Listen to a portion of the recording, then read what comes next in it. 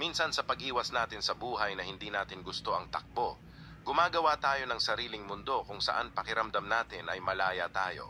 Ako si Brian. Galing ako sa pamilyang may kaya at dahil dito malaki rin ang inaasahan sa akin.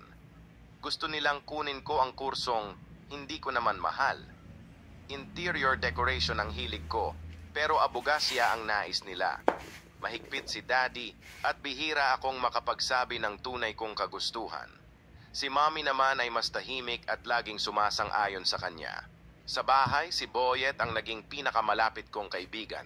Anak siya ng aming labandera at halos magkasing edad kami. Sa kanya ko unang naramdaman ang kakaibang paghanga na unti-unting naging damdamin.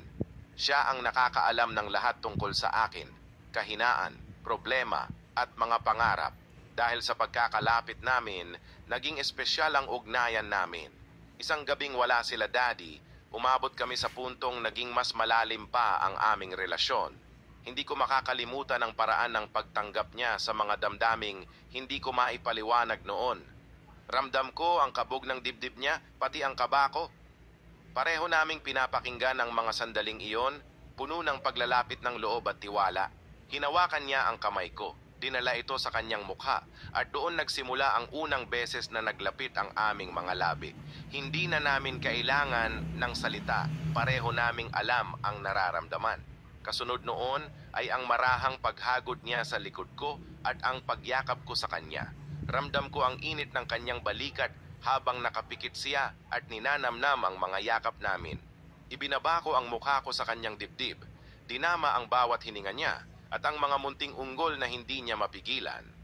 May halong takot at pananabik, pero mas nangingibabaw ang pagmamahal. Ilang sandali pa ay pareho kaming napahiga, magkayakap, hinihintay ang pagkalma ng mabilis naming paghinga. Sa gabing iyon, lalo naming nakilala ang isa't isa. Matagal ang itinagal ng aming lihim na relasyon. Walang nakapansin sa bahay dahil maingat kami. Basta may pagkakataon, magkasama kami at nagiging sandalan ng isa't isa. Pero dumating ang araw na nawalan si Daddy ng malaking halaga. Dahil walang umaamin, pinalayas niya ang lahat ng katulong at kasama sa bahay, kasama si Boyet at ang kanyang ina. Pilit kong ipinaliwanag na matagal na silang tapat sa amin pero hindi siya nakinig.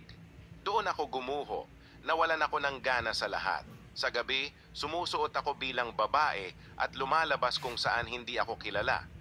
Doon ako nagtatago sa sakit at hinahanap ang sarili. Nakilala ko ang mga taong tanggap ang tunay nilang anyo at unti-unti kong natututunang tanggapin din ang akin. Sa mundong iyon, nag-experiment ako sa iba't ibang karanasan pero wala ni isa ang pumantay sa naramdaman ko kay Boyet. Isang gabi sa isang bar, nakita ko siya, si Boyet, sumasayaw bilang performer. Hindi niya ako nakilala dahil sa makeup. Pero nang ilapit niya ang kamay ko sa kanyang dibdib, hindi ko na napigilan at binanggit ko ang pangalan niya sa tunay kong boses. Napatigil siya at napatitig sa akin. Nang makilala niya ako, pinakiusapan niya akong maghintay hanggang matapos ang set niya. Nag-usap kami, hinawakan niya ang kamay ko at sinabing hindi nagbago ang damdamin niya. Nag-aaral pa rin daw siya at malapit nang matapos. At nang makaipon siya, plano niyang kunin ako mula sa mahigpit kong mundo at bumuo kami ng sarili naming buhay. Tanggap na rin daw ito ng ina niya. Hindi ko napigilang maiyak. Hinawakan niya ang mukha ko at hinalikan ako. Puno ng pag-asa at pangako. Simula noon, tumigil na ako sa paglalabas sa gabi. Nag-focus ako sa pag-aaral. Nalalapit na ang pagtatapos ko at mas nagiging matatag ako sa sarili kong pagkatao. Patuloy kaming nagkikita ni Boyet. Minsan nga ay sa bahay pa nila ako tumutuloy at magkasundo na kami ng kanyang ina. Hanggang ngayon, wala pa rin akong lakas ng loob na sabihin sa mga magulang ko ang totoo tungkol sa akin. Pero darating din ang araw na iyon. Hawak ko ang pangako ni Boyet. Nabubuo kami ng bagong buhay na hindi ko na kailangang magtago.